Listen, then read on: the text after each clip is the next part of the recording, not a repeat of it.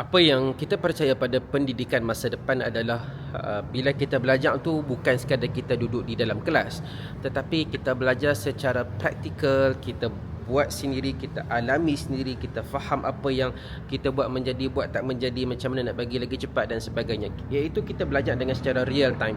Kalau tak faham, kita boleh perbaiki on the spot, tak perlu tunggu sehari, 2 hari, seminggu, 2 minggu, tak perlu. Jadi dalam Al-Quran, kalau kita boleh tengok dalam suratul Kahfi, hari ni hari Jumaat, dan Ustaz dekat Masjid Dina Alam, Dina Alam punya Ain.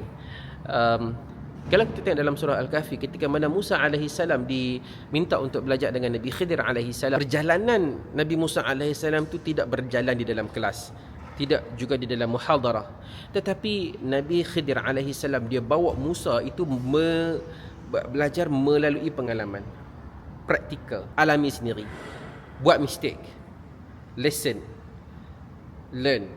So that thing happen.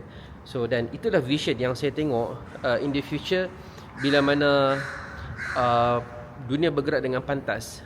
Sekolah dan kelas untuk pembelajaran itu bukan lagi di university, tetapi dia berada di industri. Maksudnya dia akan masuk ke industri, dia nak buat kita panggil simulation.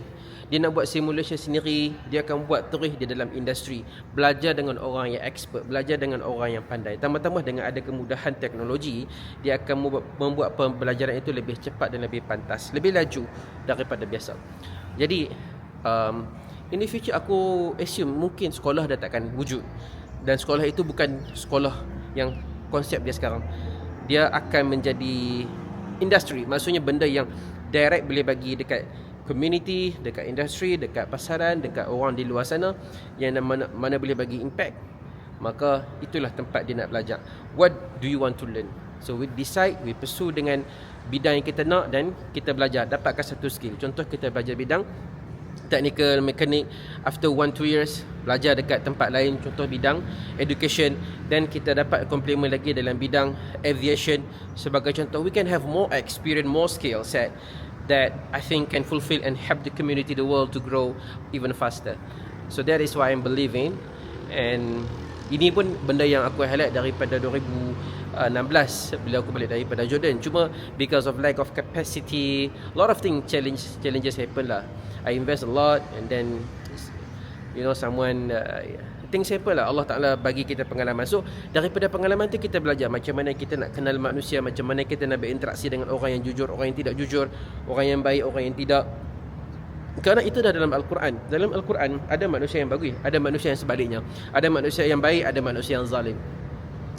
Jadi semua ni adalah proses kehidupan, dan kita dapat satu manual book yang Allah Ta'ala bagi kepada kita, iaitu Al-Quran. Macam mana kita nak berurusan dengan manusia. Dalam Al-Quran, kalau hampa tengok macam mana kita nak uruskan konflik kekeluargaan, ada dekat surah Yusuf. Macam mana kita nak handle seorang suami yang sangat zalim, sangat jahat, sangat tak bagus. Kita ada Asia. Macam mana kita nak handle isteri yang jahat, isteri yang tak taat, tak mau ikut dengan cakap. Kita ada kisah Nabi Nuh. Macam mana kita nak interaksi dengan orang tua kita yang tak nak, maksudnya yang tak bagus. Macam mana kita nak handle dengan orang. Kita ada kisah Nabi Ibrahim, mak ayahnya tidak beriman. Macam mana kita nak berinteraksi dengan apa lagi. Semuanya ada dalam Al-Quran. Sebab itulah ketika mana baginda Rasulullah sallallahu alaihi wasallam menguruskan manusia, berinteraksi dengan manusia, baginda dimotivasikan, diberi instruction itu daripada Al-Quran.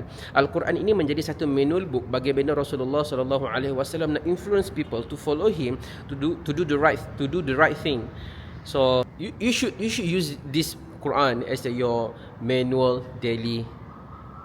book in your daily life. It's such very important. So begitulah. That is the vision of the future of education from the Quran.